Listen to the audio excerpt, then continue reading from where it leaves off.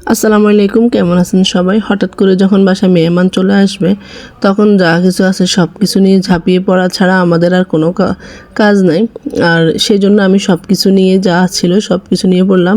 যেহেতু আজকে খালা শাশুড়িদেরকে খাওয়াইতেছি তাই একটু যা আছে তাই নিয়ে পড়লাম। আর পড়ার উদ্দেশ্য হচ্ছে উনি সবসময় থাকে না, ওনাকে খাওয়ানো হয় না, তাই আজকে ভাবলাম ওনাকে একটু দাওয়াত করে খাওয়াই। তাই সন্ধ্যার সময় কিন্তু রান্নাবান্না কাজকর্ম সব কিছু শুরু করে দিছি। আমি আসলে নিজে থেকে যতটুকু পারছি চেষ্টা করছি কাজ করার জন্য।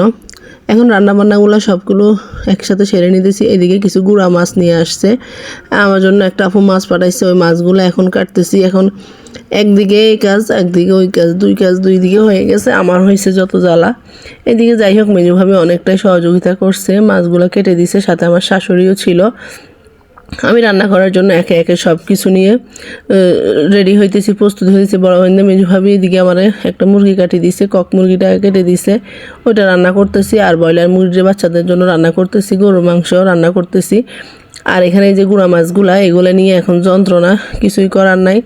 আর এদিকে রান্না করে ফেলছি চিংড়ি মাছ, আর সাথে ছিল ডিম। আর ডিম আর চিংড়ি মাছগুলো আমি আগে রান্না করে ফেলছি।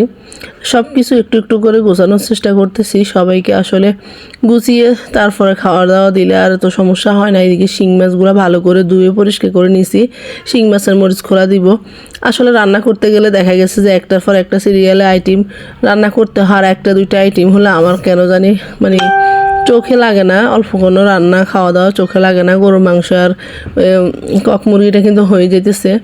আসলে যেইভাবে রান্না করি না কেন, যদি একটু দেখতে সুন্দর না হয়, খেতে কিন্তু মনে হচ্ছে ভালো হয় নাই, এরকম ভালো লাগে না, এরকম হয় আর কি। আসলে রান্না করাটা যদি সুন্দর হয় খেতেও ভালো লাগে।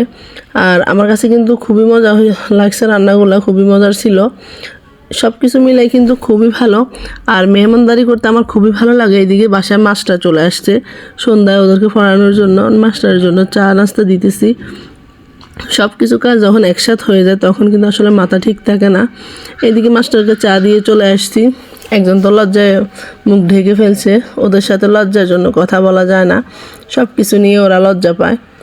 এদিকে আমার পোলাওটাও রান্না হয়ে গেছে, সব কিছু গোছানো শেষ পর্যায়ে চলে আসছি, গুছিয়ে গাছিয়ে নিতেছি। আর আমি রাইস কুকারে পোলাওটা করে ফেলছি, যেহেতু আমার সময় কম তাই সব কিছু অল্প সময়ের ভিতরে করার চেষ্টা করতেছি।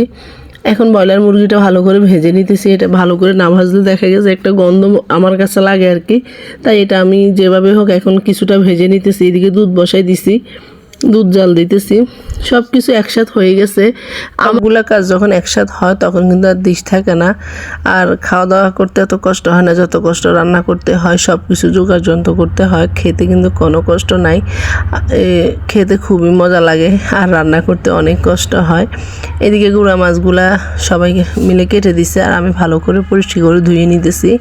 এগুলো এখন আর রান্না করব না, ফ্রিজে রেখে দেবো, আর মাছগুলা ভাজি করব। আসলে সব কিছু ভিডিও করা সম্ভব হয় না, তবুও মাঝে মধ্যে কিছুটা ভিডিও আপনাদের জন্য শেয়ার করি।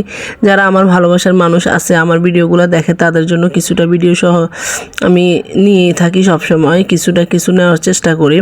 আর যারা আমার ভিডিও দেখতে ভালোবাসেন তারা দেখবেন, যাদের ভালো লাগে না তাদের দেখার দরকার নাই। আর সবাই অবশ্যই লাইক কমেন্ট দিয়ে পাশে থাকবেন। আপনাদের ভালোবাসা আর একটা লাইকে হয়তো আমি বহুদূর যাওয়ার মানে চিন্তা ভাবনা আর কি। যাই হোক, এখন সব কিছুই আপনাদের কাছে, আপনারা যদি ভালোবাসা দেন অবশ্যই ভালোবাসা পাবো। আপনাদের সবার ভালোবাসা নিয়ে আমার পথ চলা। আমি সবসময় আপনাদেরকে আমার পরিবারের একজন মনে করি, সবাইকে নিয়ে ভালো থাকার জন্য চেষ্টা করি। সবাই ভালোবাসা দিবেন অবশ্যই, আপনাদের কাছে এটাই চাওয়া। আল্লাহ হাফেজ।